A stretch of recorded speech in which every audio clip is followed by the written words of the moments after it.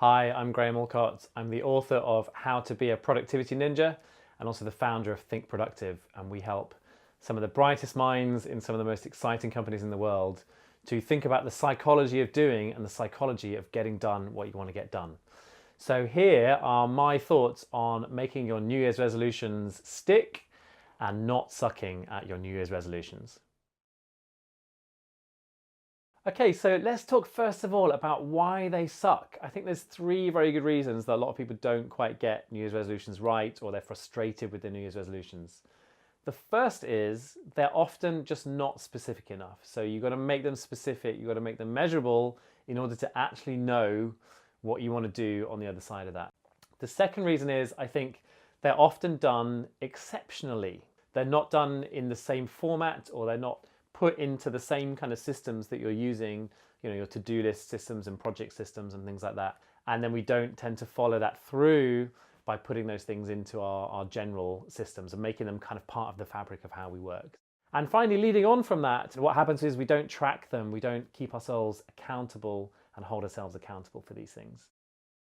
Let's move on and look at a few top tips and tricks. Okay, so the first part of this is be specific.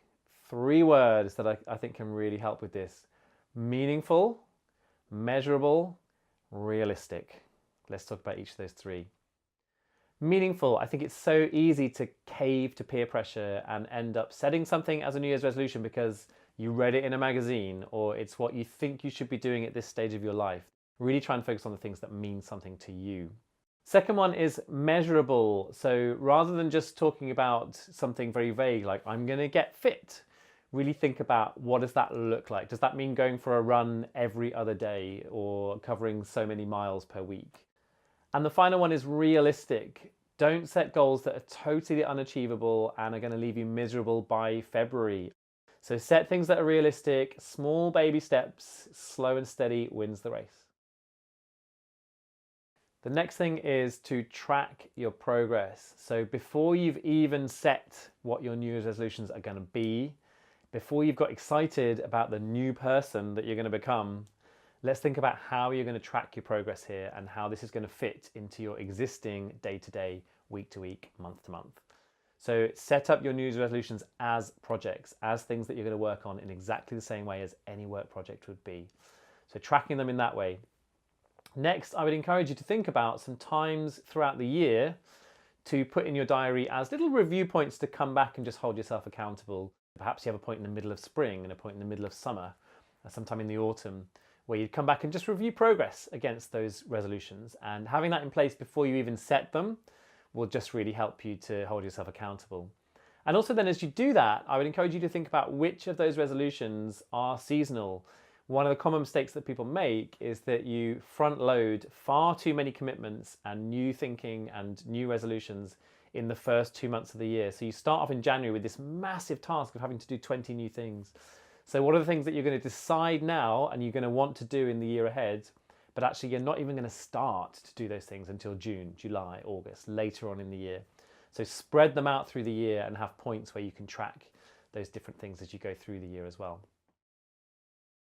We've just talked there about a few ways that you can hold yourself accountable and in effect have conversations with yourself through the weekly review or through different time points in the diary. But sometimes it's nice to have other people to bounce ideas off and to hold you accountable too.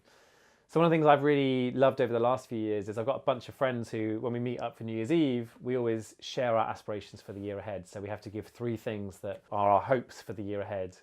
And part of that is we also go back and look at what were our hopes last year, and someone writes all this stuff down. And it's not necessarily about holding people accountable at that point, but it's more about just sharing in everybody else's journey. I think that's a really nice thing, and it really helps me to think about the fact that I know I'm going to, be talking about this in a year's time, and what does that mean, and so on.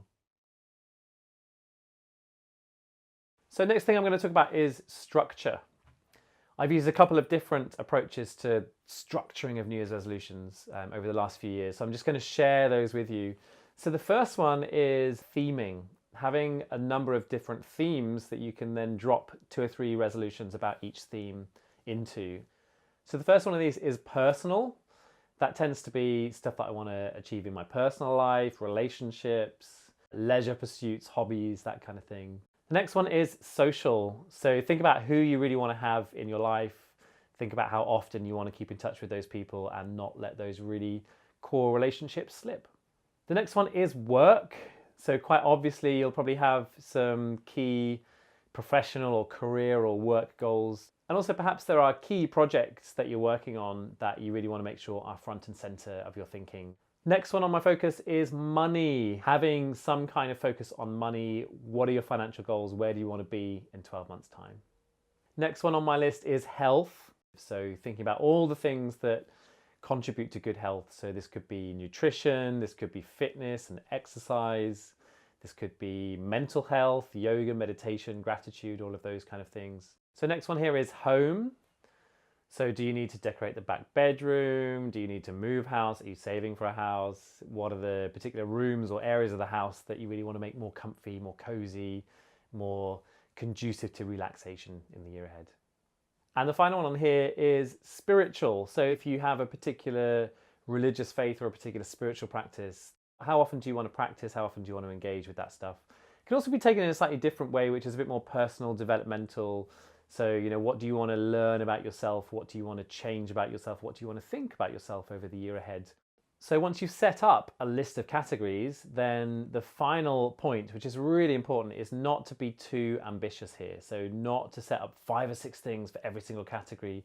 1 or 2 really choice resolutions for each of these categories is more than enough, and you'll probably find that even that becomes too many when you put it all together. Often you can end up writing a really nice list of all the things that you want to be, and you don't necessarily devote enough time or energy or focus to the specifics of how to get there. So I found it really helpful to display my New Year's resolutions as I first write them with both a be and a do aspect. So it's just adding an extra little element into the thinking, and it's great for 2 reasons. Firstly, it helps you to tease out the actions and the things that you actually need to do in order to achieve something. But it also works the other way around. So it's a really nice thing when you start to write down actions and things that you want to do. It's like, well, why am I doing that? And giving yourself that ability to write down, why do I want to do this? What does it make me be?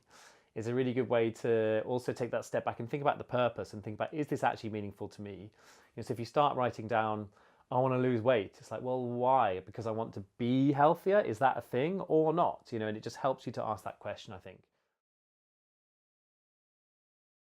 And the final thing I want to say about New Year's resolutions is don't take yourself so seriously. It's one of those things when your friends have written their New Year's resolutions and you haven't written yours, you feel guilty about that. And then guess what? You write them and then you feel guilty about the fact that you haven't done the things yet. So it's just always one of those things that brings out very negative emotions in people, a lot of fear, a lot of guilt, a lot of anxiety, all those kind of things, self-sabotage. So we really need to think about how to make this playful, how to make this nice and an acceptable, nice thing for ourselves. So if you're going to use this as a way of developing yourself, developing your business, about really setting the right kind of framework for the year ahead, then just see it in that really positive light and just know that there'll be some things on this list that you don't achieve in the year, and that's okay. Keep it realistic and don't let yourself get too overburdened with the idea and the detail of achieving all of these different things. And the final thing about not taking it too seriously is as you go through the year, there'll probably be some times in the year where you say, do you know what, that thing that I said in December I really wanted to do, I've changed my mind, I don't want to do it. So be prepared and give yourself the permission to be agile with these things, to delete things off your New Year's resolutions list, to tweak things that aren't quite working and might want to work in a different way, and even to add new ones as you go through the year. There's no hard and fast rule that you have to do all this in December or early January.